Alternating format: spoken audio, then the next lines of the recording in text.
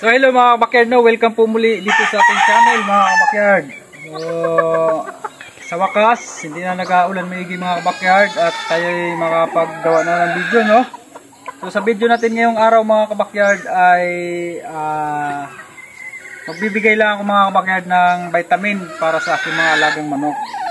So samahan nyo ako mga kabakyard at bibigyan natin sila mga kabakyard, no? Kasi mga nakaraang araw ay panay ang ulan mga kabakyard, no?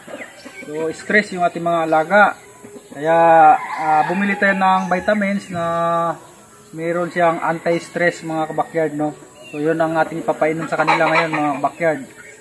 At subok ko na yan mga kabakyard, yung vitamin na yun mga kabakyard. So ito palang hawak ko mga kabakyard, ito yung aking 4 months old. Yan. Medyo maganda na siya mga kabakyard, maganda na rin ang katawan. Ayan. So naiko-cord natin na maaga to mga kabakyard, yung ating 4 months old. Ayan. So hindi na natin pabayan yung video natin mga kabakyard. Magpakain muna tayo ng ating mga alagang manok. Tapos titimplahan natin sila ng vitamins na may anti-stress mga kabakyard, you know? So mamaya makikita nyo yun mga kabakyard. So tara, let's go!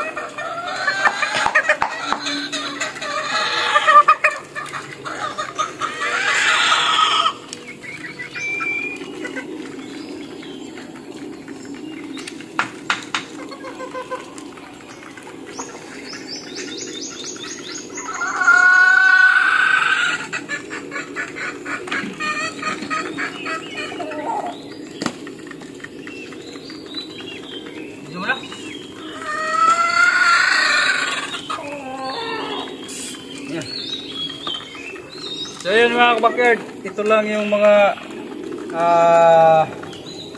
tinira natin mga kabakyard, mga tandang. So marami sana ito mga kabakyard, nabawasan pa dahil ang dami pang namatay dito dahil yung wala namang vaccine ito eh. Gusto lang, buka natin. Lagi, ubong na. Hindi lang maliliit.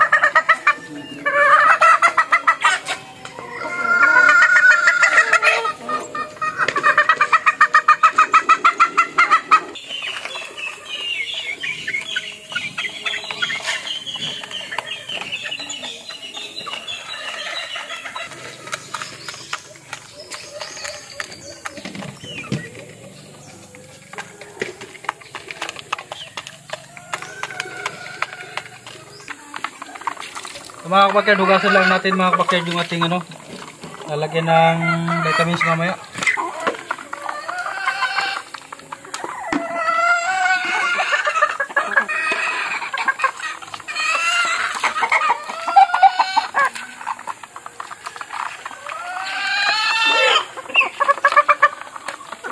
Tapos na tayo magpakain mga kabakyard ng ano, ating mga alagang manok.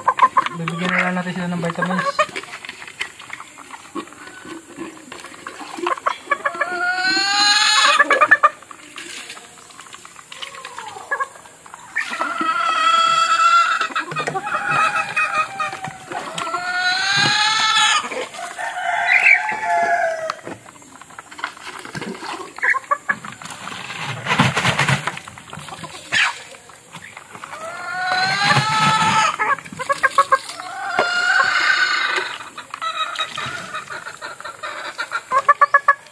So ere pala mga kabakyard yung ating gagamitin vitamins mga kabakyard, you know?